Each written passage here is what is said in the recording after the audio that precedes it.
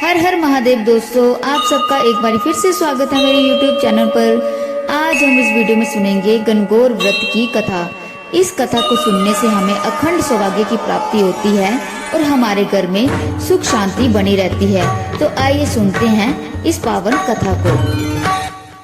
एक समय की बात है, भगवान शिव और माता पार्वती जी पृथ्वी पर भ्रमण करने के लिए निकले।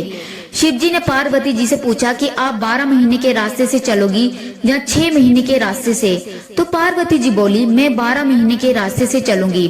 तब शिव जी ने पार्वती जी से कहा कि आप संसार के दुखी लोगों के दुखों को देखकर आप कोई भी हट नहीं करोगी। तब पार्वती जी मान गई। अब शिव जी और पार्वती जी रास्ते में चलते हैं तो रास्ते में देखते हैं कि एक घोड़ी दर्द से तड़प रही है, क्योंकि वे घोड़ी गर्भवती थी और वे प्रसव पीड़ा से तड़प रही थी। उसे देखकर पार्वती जी ने शिव जी से पूछा कि ये घोड़ी क्यों तड़प रही है? तब शिव जी बोले, वे घोड़ी माँ बनने वाली है। तब पार्वती जी बोली कि माँ बनने में इतना कष्ट है तो आप मेरे तो गांठ लगा दो। तभी शिव जी आगे बढ़ते हैं। आगे देखते हैं कि एक रास्ते में एक राज्य का राज्य आता है। वहाँ दूर दूर तक शांति और उदासी फैली होती है। वो उदासी देखकर पार्वती जी पूछती हैं कि यहाँ इतनी उदासी और शांति क्यों है? तभी गांव के लोग कहते हैं, हमारे नगर की महारानी माँ बनने वाली है और महारानी कष्ट में है, इसीलिए हमारे गांव में शांति है। तभी पार्वती जी फिर से महादेव से कहती हैं कि माँ बनने में तो इतना कष्ट है, तो आप मेरे गांठ लगा दो। ये कहकर शिव जी के पीछे ही पार्वती माता पड़ जाती हैं। तब शिव जी कहते हैं कि अगर एक बार गांठ लग गई तो दोबारा नहीं खुल सकती।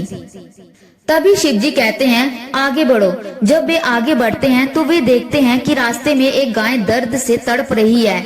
उसकी पीड़ा को देखकर पार्वती जी बोली, माँ बनने में तो इतना कष्ट है, आप मेरे गांठ लगा दो। पार्वती जी के हट करने पर शिव जी ने गांठ लगा दी। अब वो दोनों आगे बढ़े तो आगे एक गांव में पहुंचे। उस दिन गणगौर का व्रत था। बगीचे में पहुंचते ही गांव की औरतें गणगौर की पूजा कर रही होती हैं। वो पार्वती जी को देखकर वहां आ जाती हैं और वे पार्वती को देखकर माता पार्वती की पूजा करने लगती हैं।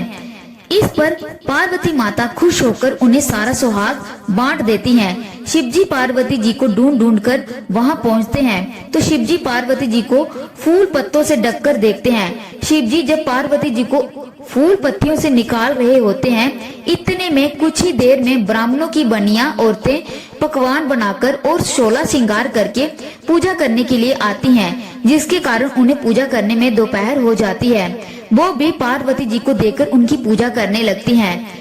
पार्वती जी उनसे भी खुश हो जाती हैं, परंतु जब सुहाग देने की बात आती है तब शिव जी पार्वती जी से पूछते हैं, अब आप इन्हें सुहाग कैसे बांटेंगी?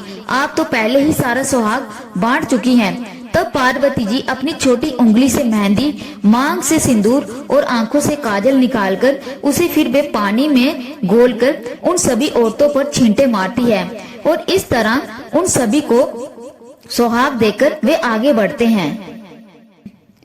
इस प्रकार आगे चलते चलते शिव और पार्वती जी अपने पहर पहुंचते हैं। वहां पर उनकी खूब खातिरदारी होती है और खूब पकवान बनते हैं, जो सारा पकवान भगवान शिव जी खा लेते हैं। वे सब खा जाते हैं और अब पार्वती जी क्या खाए तो वे बथुए की साग खाकर पानी पी लेते हैं। दोपहर में जब वे आराम कर रहे होते हैं तब शिव जी पार्वती जी से पूछते हैं कि आपने क्या खाया? तब पार्वती जी बोलती हैं, जो आपने खाया वो मैंने खाया।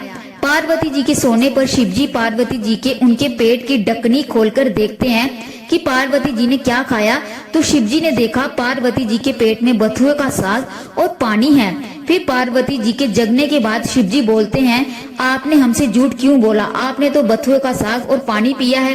तब पार्वती जी उनसे हट करती हैं कि आज के बाद कोई भी महिला की ढकनी खोलकर नहीं देखेगा, अर्थात आज के बाद कोई भी किसी महिला के पेट को नहीं देखेगा, क्योंकि महिला के पेट में उसके पीहर और ससुराल की लाज होती है। आप वचन दें। तब शिव जी को वचन देना पड़ता है। तब से किसी की भी ढकनी नहीं खुलती। तब शिव जी और पार्वती जी कैलाश पर्वत की ओर निकलते हैं तो रास्ते में गाय अपने बछड़े को चाटती हुई मिलती है और वे खूब खुश दिखाई देती है। ये देखकर पार्वती जी शिव जी से अपनी गांठ खोलने के लिए कहती हैं। तो शिव जी कहते हैं, मैंने आपको पहले ही बोला था कि गांठ मत लगवाओ, किंतु पार्वती जी ने जिद में अड़ गई। तभी वे आगे बढ़ते हैं तो वे एक गांव में पहुंचते हैं। वहां पर देखते हैं गांव में लोग खूब खुश और ढोल नगाड़े बज रहे हैं। पार्वती जी लोगों से पूछती है कि यहाँ पर लोगों में इतनी खुशी क्यों है। तभी एक औरत बोलती है कि हमारे यहाँ महारानी के बेटा पैदा हुआ है। इसी तरह वे दोनों आगे बढ़ते हैं तो वे देखते हैं कि गौड़ी अपने बच्चों के साथ बहुत खुश है। ये देखकर पार्वती जी फिर से शिव जी से जिद करती हैं कि वे गांठ खोल दें। तो शिव जी कहते हैं कि मैंने आपसे पहले कहा था कि गांठ मत लगवाओ, ये मृत्यु लोक है, यहाँ पर आपको हर चीज लुभाएगी, परंतु आप नहीं मानी।